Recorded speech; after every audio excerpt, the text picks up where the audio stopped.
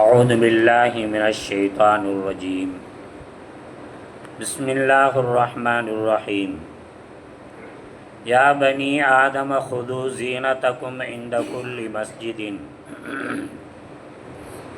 وكلوا واشربوا ولا تسرفوا إن الله لا يحب المسرفين. விரட்டப்பட்ட ஷைத்தானின் தீங்கிலிருந்து அல்லாஹ்விடம் பாதுகாவல் தேடுகிறேன். அளவற்ற அருளாளனும் நிகரற்ற கருணையாளனுமாகிய எல்லாம் வல்ல யாகனாம் அல்லாஹுடைய திருப்பெயர் கொண்டு ஆரம்பம் செய்கிறேன்.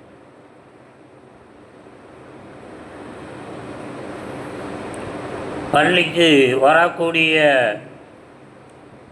ஆதமினுடைய மகன் தன்னை அழகுபடுத்தி கொள்ளட்டும், இன்னும் உண்ணட்டும் பருகட்டும், வீண் விரயம் செய்யாமல் இருக்கட்டும். நிச்சயமாக வல்லவன் அல்லாஹ் வீண் விரயம் செய்பவர்களை நேசிப்பதில்லை. இறைமறை குர்ஆன் சூரத்துல் ஆராஃப் 7வது அத்தியாயமான சூரத்துல் ஆராஃபினுடைய 31வது வசனம் இங்கே ஓதி காட்டப்பட்டு அதனுடைய பொருளும் செய்விக்கப்பட்டது. ஷைத்தானுடைய பல்வேறுபட்ட தீங்குகள், ஊசலாட்டங்கள், எதிர்வினைகள் எப்படியாகிலும் மனித சமுதாயத்தினுடைய பெரும் கொண்ட கூட்டத்தை தான் செல்லக்கூடிய நரகத்திற்கு கூட்டாளிகளாக பெரும் கூட்டமாக அழைத்து செல்ல வேண்டும் என்று தொடர் முயற்சிகளை மேற்கொண்டு வருகிறான். அப்படிப்பட்ட அவனுடைய முயற்சியில் வீழ்ந்துவிடக்கூடாது என்பதற்காக வேண்டி வல்லவன் அல்லாஹுக்கு சுப்ஹானஹு வ தஆலா பல்வேறுபட்ட காரியங்களை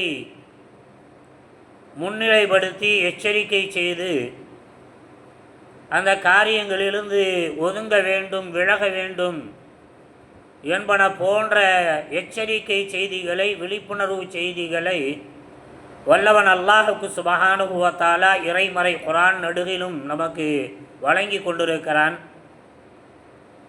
ஆனாலும் முஸ்லிம் சமுதாயம் அதில் பின்னடைவு கொண்டவர்களாக, அதில் பொடுபோக்கு தன்மை மேற்கொள்ளக்கூடியவர்களாகத்தான் இருந்து வருகிறோம். அப்படிப்பட்ட அந்த பொடுபோக்கு தன்மையில் இருக்கக்கூடிய நம்மவர்களுக்கு அவ்வப்போது எச்சரிக்கக்கூடிய, விழிப்புணர்வு ஊட்டக்கூடிய வகையில்தான் ஷைத்தானை பற்றி இந்த தொடர் நிகழ்ச்சி, தொடர் செய்தி இங்கே எடுத்து வைக்கப்படுகிறது.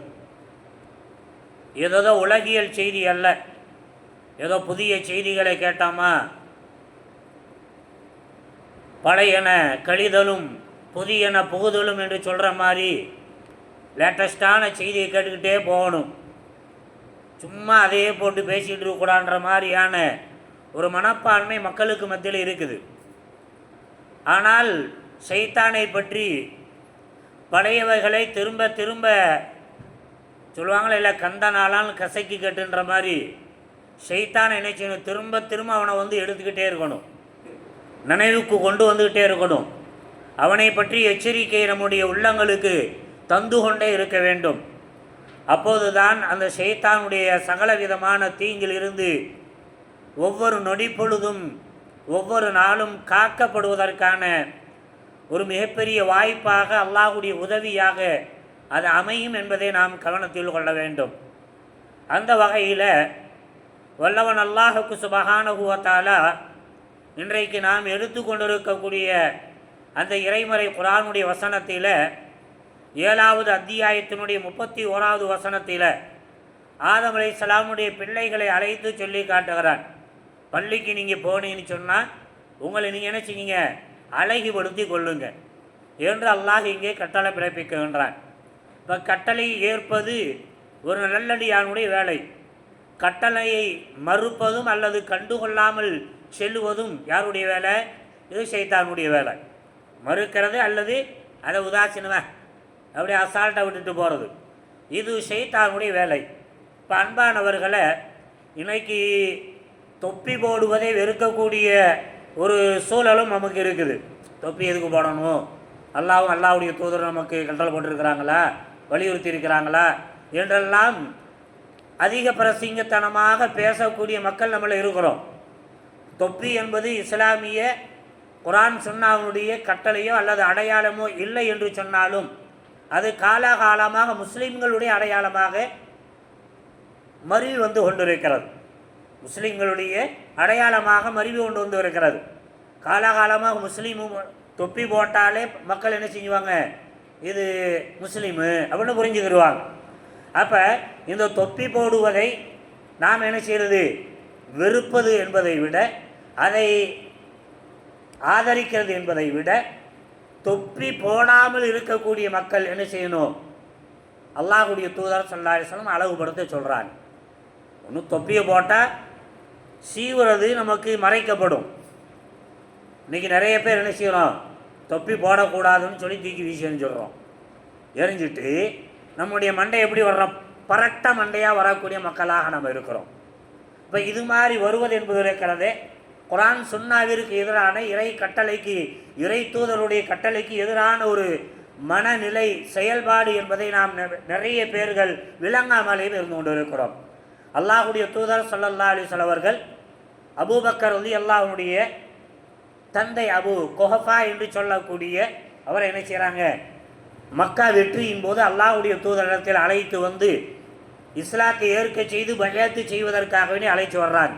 அவர்கிட்ட அப்படி விளக்க சொல்லி அது பண்ணி மக்கா வெற்றி வரை இஸ்லாத்தை அவர் ஏற்றிருக்கல. யார், அபூபக்கர் ரலியல்லாஹுடைய தந்தையான அபு குஹஃபா இஸ்லாத்தை ஏற்றுக்கிறல. அப்போ இஸ்லாத்தை ஏற்றுக்கொள்ள செய்வதற்காக வேண்டி அவங்க என்ன செய்கிறாங்க, அழைச்சி வர்றாங்க. அழைத்து வருகின்ற போது வெள்ளை வெளியேறு என்ற தும்பை பூ என்று சொல்லக்கூடிய வகையில் ஹதீஸில் சொல்லப்படும். அந்த வகையில் என்ன செய்யப்படும், வெளுத்த முடியும் தாடியும் உள்ளவராக அல்லாஹ்வுடைய தூதர் ஸல்லல்லாஹு அலைஹி வஸல்லம் வர்றாங்க. வந்தால் அல்லாஹ்வுடைய தூதர் ஸல்லல்லாஹு சொல்லி காட்டுவாங்க, பரட்ட தலையாக வர்றார். இவருக்கு தலையை ஒழுங்குபடுத்திக் கொள்ள, முடியை ஒழுங்குபடுத்திக் கொள்ளக்கூடிய ஒரு சீப்புமா இவருக்கு கிடைக்கவில்லை. இவருடைய வெண்மையான அந்த வெண்மையான முடியை கருப்பு சாயம் அல்லாத வேறொரு கலரை கொண்டு மாற்றிக்கொள்ளக்கூடிய வகைமா அவருக்கு இல்லை என்று அல்லாஹ்வுடைய தூதர் ஸல்லல்லாஹு அலைஹி வஸல்லம் அவர்கள் சொல்கிறாங்க. அப்போ இங்கே நமக்கு என்ன விளங்குது, நாம் தொப்பி போடாமல் இருக்கிறது அவருடைய விருப்பம் என்று சொன்னாலும் கூட, அந்த தொப்பி போடாமல் இருக்கக்கூடியவர்கள் மார்க்க கடமையாக என்ன செய்யணும், தலையை சீவிட்டு வரணும், முடிய படியை வச்சுட்டு வரணும். அதை அவ்வப்போது கவனம் செலுத்த வேண்டும், எண்ணெய் அதனை தேய்க்க வேண்டும். பரட்ட மண்டையாக பார்க்குறதுக்கே அகோரமாக தெரியக்கூடாது. அதனால தான் நோன்பு வைக்கக்கூடியவர்கள் ஃபல் யத்தஹின், அல்லாஹ்வுடைய தூதர் ஸல்லல்லாஹு சொல்லியாங்கன்னாங்க, நீ என்ன செய்யுங்க, எண்ணெயை தேய்ச்சிக்கங்க. அப்படி எண்ணெய் தேய்ச்சிங்கன்னு சொன்னால் என்னவாகும், உங்களுடைய நோன்பினுடைய பசியினுடைய சோர்வை போக்கக்கூடியதாக மாற்றக்கூடியதாக அது அமைந்திருக்கிறது என்று அல்லாஹ்வுடைய தூதர் ஸல்லல்லாஹு அலைஹி வஸல்லம் அவர்கள் நமக்கு சொல்லி காட்டியிருக்கிறாங்க. இப்போ அன்பானவர்களை, நாம் தொப்பி வைப்பது கட்டாய கடமை இல்லை என்று சொன்னாலும் கூட அது முஸ்லிம்களுடைய அடையாளமாக சமூகத்தால் பார்க்கப்பட்டிருக்கிறது. தொப்பி எனக்கு விருப்பம் இல்லை என்று சொன்னாலும் கூட தொப்பி போடாத நிலையில் வரக்கூடிய ஒவ்வொரு முஸ்லிம்களும் நாம் என்ன செய்யணும், அந்த முடியை படி வைக்கக்கூடிய சீவக்கூடிய அந்த அல்லாஹ்வுடைய தூதரும் இட்டிருக்கக்கூடிய கட்டளைகளை நாம் பேண வேண்டும், மதிக்க வேண்டும், செயல்படுத்த வேண்டும். இல்லை என்று சொன்னால் ஷைத்தானுக்கு நாம் வழிவிட்டவர்களாக ஆகிவிடுவோம் என்பதை இந்த இடத்தில் உங்களுக்கும் எனக்குமாக நினைவூட்டி கொண்டு, நம்முடைய உடையிலும் சரி, நம்முடைய தலையிலும் சரி, நம்முடைய அங்க அமைப்புகளிலும் சரி, அல்லாஹ்வுடைய தூதரும் சொல்லிய பிரகாரம் அதனை பேணக்கூடிய, அழகமைப்பை மேற்கொள்ளக்கூடிய, நல்லதொரு சிந்தனையும் செயலையும் மேற்கொள்ளக்கூடிய நல்ல மக்களாக வல்லவன் அல்லாஹ்வுக்கு சுப்ஹானஹு வ தஆலா உங்களையும் என்னையும் தேர்ந்தெடுத்தல் புரிந்தல்வானாக. வமா அலைனா இல்லல் பலாக். சுப்ஹானக அல்லாஹும்ம வ பிஹம்திக அஷ்ஹது அன் லா இலாஹா இல்லா அன்த அஸ்தக்ஃபிருக வ அத்தூபு இலைக. வல்ஹம்துலில்லாஹ்.